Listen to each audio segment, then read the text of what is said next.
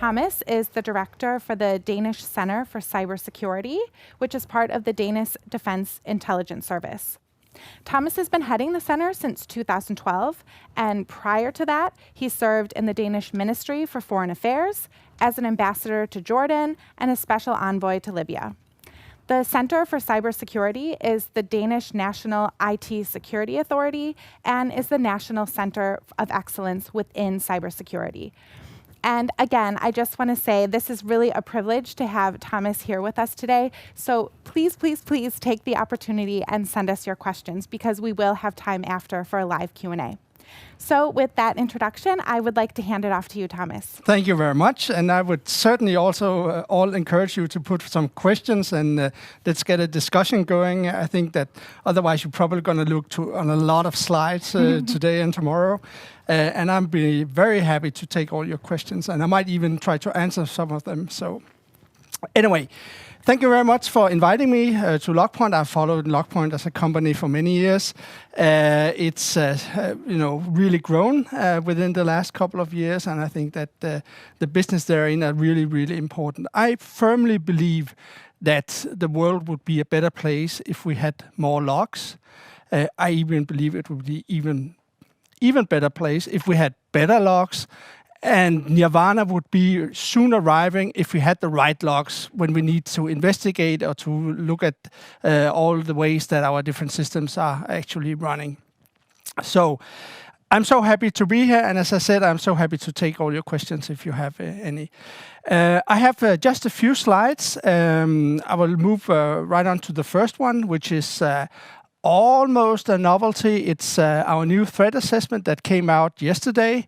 It has hit the press, of course, and I think we're going to see a little bit of electronic media also today and tomorrow. What I'm going to talk a little bit about is the threat level that we see in this country. We are very much focusing on two categories of cyber threats. The one being cyber espionage, the fact that some actors, as we used to call them, would like to get access to our closely held information, being that state secret, being secrets about foreign policy, being about defense issues, military issues, but also being about environmental issues, groundwater, and so on. Things that has become very much interest for a number of states and a number of different reasons. And as I said, I mentioned states. It's mostly state actors that are active in this field. And it's sort of maybe also a little bit of cliche saying that it's an honor mark if you have a state looking at your things, because that means you are dealing with something that is important, that is of strategic relevance to your country. So this is something that we are working very much on. We have a very large effort going on within government in trying to discover different kinds of espionage going on. We do succeed from time to time, but the big issue, of course, that we have is what is it we don't know? And one of the things that we need in order to understand what is happening in our networks is exactly logs and the interpretation of logs. So we have a keen focus on understanding our networks and working on our different logs and all the systems that we have, the CMs and so on. So this is one issue of cyber espionage, the fact that some countries, some actors are trying to get into our systems. But we actually also have another dimension, and that is probably the things that you need to be much more concerned about. That is, if you run interesting business in the private sector, if you work on the high-tech issues, if you work on highly political issues like climate change and so on, you might also have a mark on your back saying that you are a very interesting target for cyber espionage. And if that's the case, well, then you really have to look into what you're doing. You have to look in how to protect yourself. And you probably have to, even though it will be a very big step for some companies, to start working with the government in order to understand exactly the situation that you find yourself in and who you are dealing with, who you are up against. We see quite a lot of this in this country. I guess it goes for most countries in the Western Hemisphere that they have a very high level of cyber espionage on their backs. There's a lot of cooperation going on, mostly in the intelligence world, where we share information about this and try to sort of share the latest techniques and understandings of our adversaries. But you cannot, despite being in the private sector, disregard this as something that is very important to you or could be very important to you, being a larger company, but also being a smaller company working on the cutting edge of technology.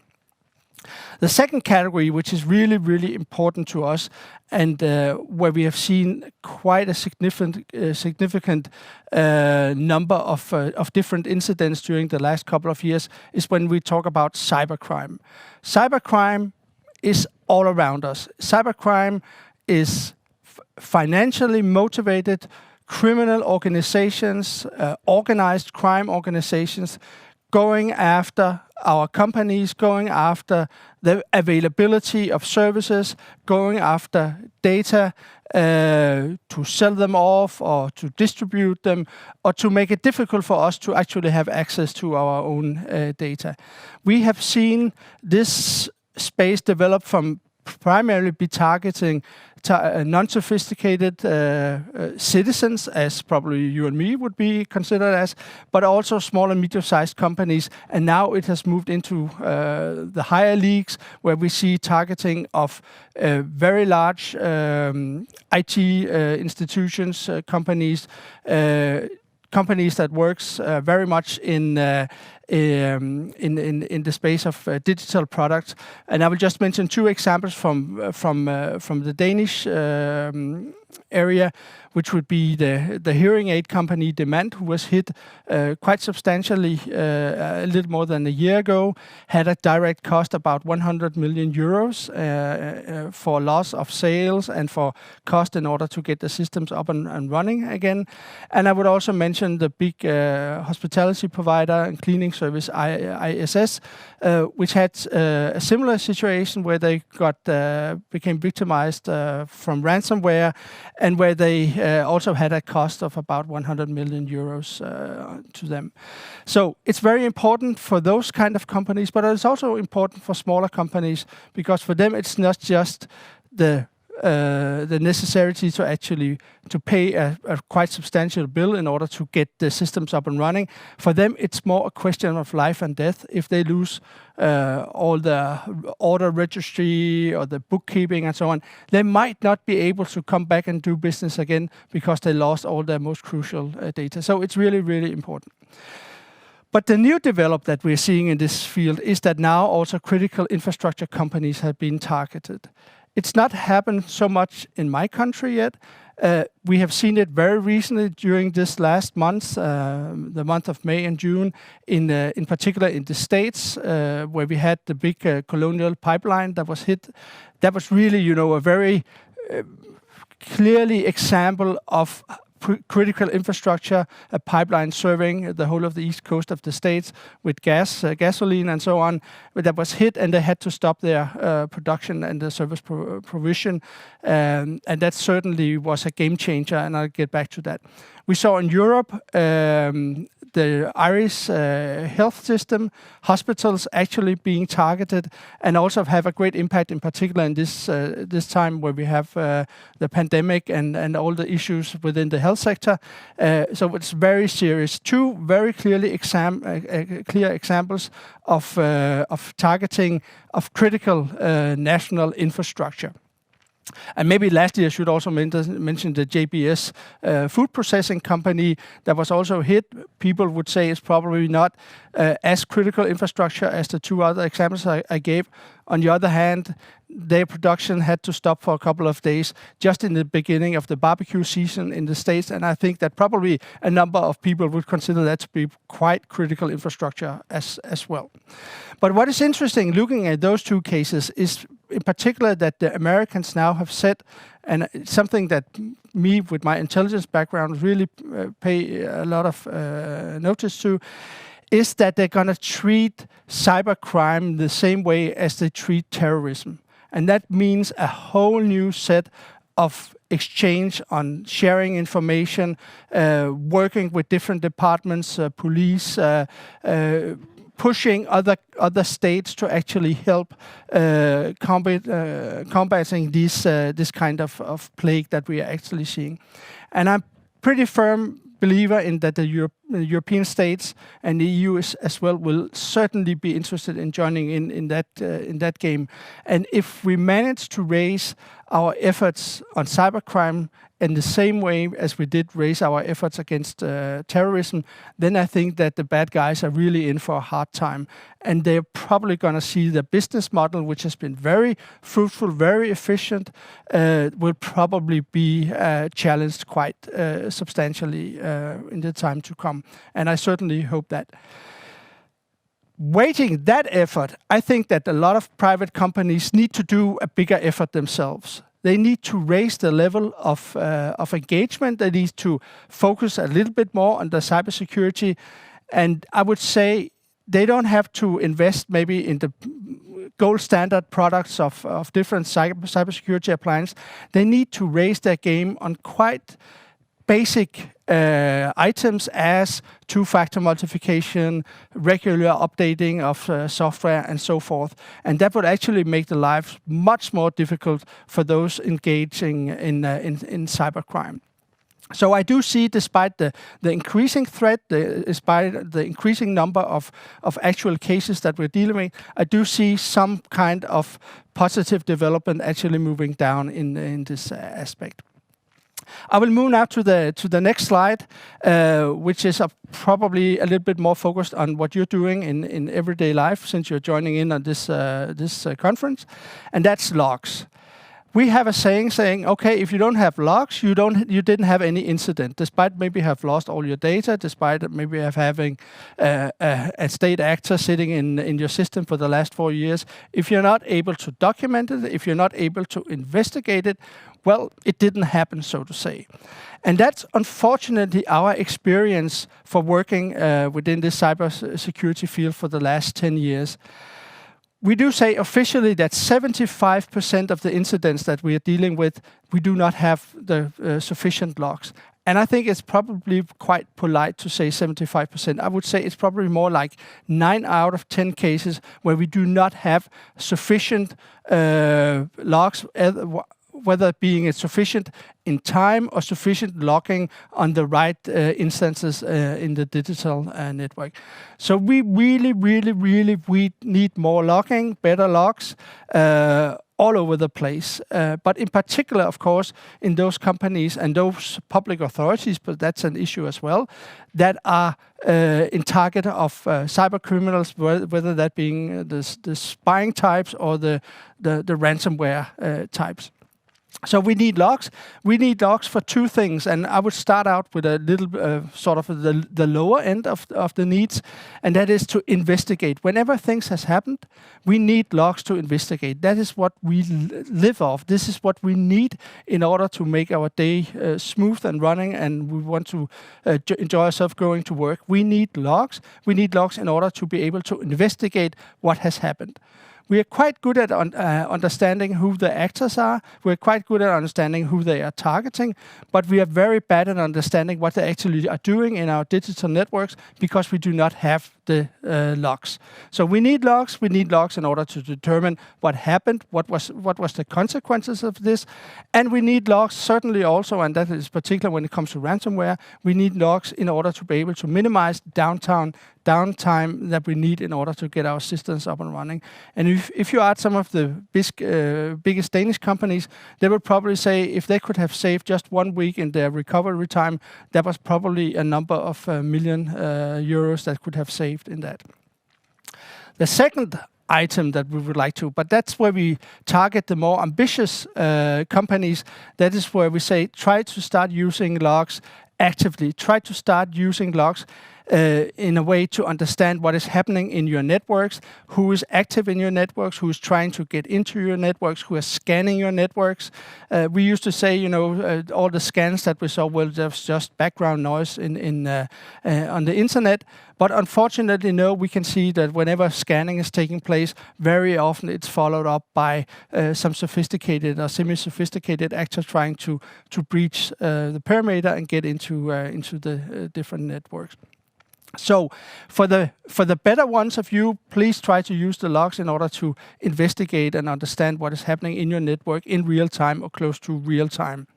And it's certainly necessary if you are within the public authority space, where you need to have an eye on countries that are trying to spying on your most valued secrets. It's a condition sine qua non. If you don't get logs, you will not have any idea what has happened, and that might be very nice if you don't want to be held accountable.